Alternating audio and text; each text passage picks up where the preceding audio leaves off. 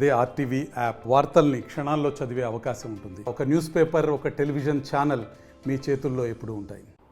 ఈ రోజుల్లో వేస్ట్ పేపర్ని కూడా పక్కన పడేసాం. కానీ మహబూబ్ నగర్ పట్టణంలోని ఒక మహిళ కవిత ఆ వేస్ట్ పేపర్ ముక్కలతోటి కూడా వివిధ రకాల బొమ్మలు తయారు చేసే పరిస్థితి కనిపిస్తుంది.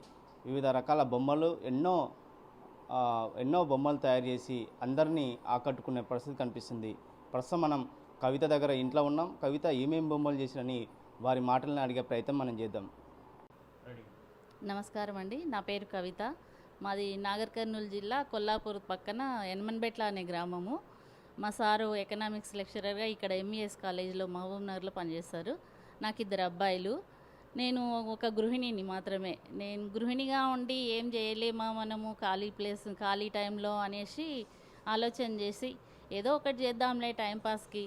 ఇంట్లో ఉండి ఏం చేద్దాము, మనకు కూడా మంచిగా అనిపిస్తుంది కదా ఇంట్లో ఉండి ఏదో ఒక అలంకరణ వస్తువులు కానీ లేకుంటే ఏదన్నా తయారు చేస్తే హ్యాపీ అనిపిస్తుంది అనేసి నేను ఫస్ట్ మా పిల్లల కొరకని పెన్ స్టాండ్ తయారు చేశాను. పెన్ స్టాండ్ తయారు చేసిన తర్వాత ఇది పేపర్స్తో తయారు చేశాను మొత్తము.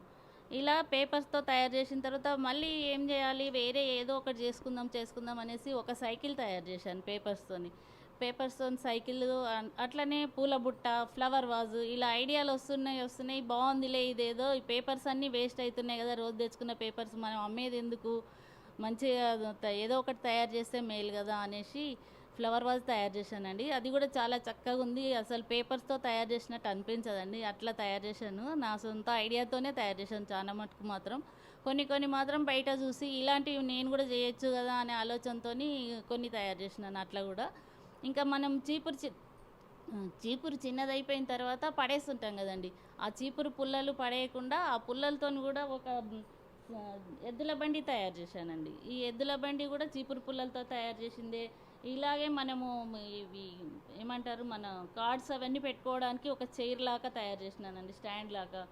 ఇంకా చీపురు పుల్లలతో ఒక ఇల్లు కూడా తయారు చేశాను. మన వెడ్డింగ్ కార్డ్స్ వస్తుంటాయి కదండి, వెడ్డింగ్ కార్డ్స్తోని బొమ్మలు తయారు చేశాను.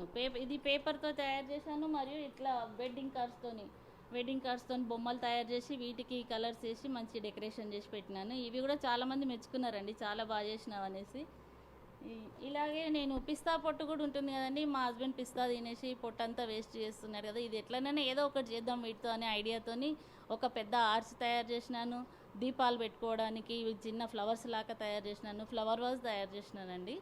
ఇలా ఎన్నో రకాల చేస్తుంటే నాకు ఇంకా థాట్స్ వస్తున్నాయి. నేను కొత్తవి తయారు చేసి చాలా హ్యాపీగా అనిపించింది. నాకు చాలా మంచిగా ఉంది అనేసి ఇట్లానే కంటిన్యూ చేస్తున్నానండి.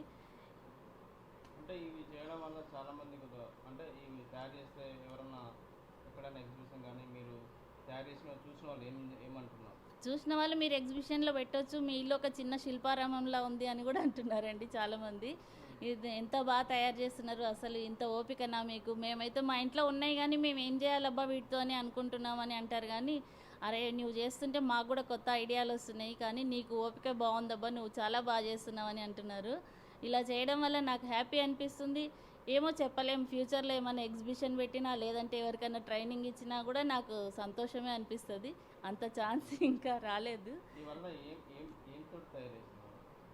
చాలా మటుకు న్యూస్ పేపర్తో తయారు చేసినానండి.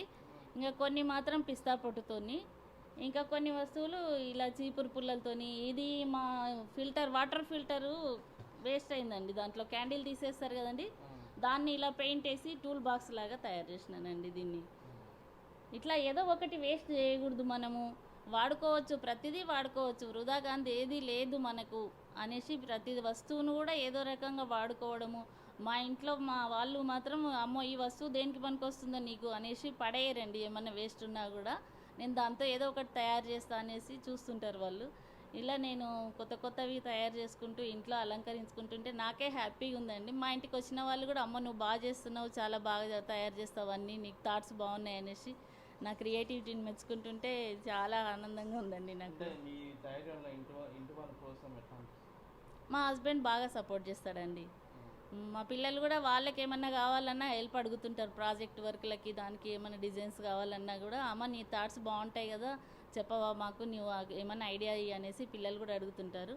ఏమన్నా మెటీరియల్ కావాలన్నా ఎక్కువ మటుకు దీంట్లో కొన్నది ఏమీ ఉండదండి. బయట నుంచి ఒక ఫెవికాలు, పెయింట్ ఈ 2 మాత్రమే బయట నుంచి కొనుక్కుంటానండి. మిగతా అంతా ఇంట్లో వేస్ట్గా ఉన్న మెటీరియల్తోనే నేను తయారు చేస్తుంటా.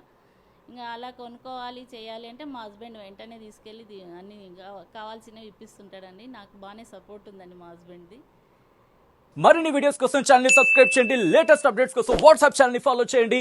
అండ్ లింక్ డిస్క్రిప్షన్ లో ఉంది.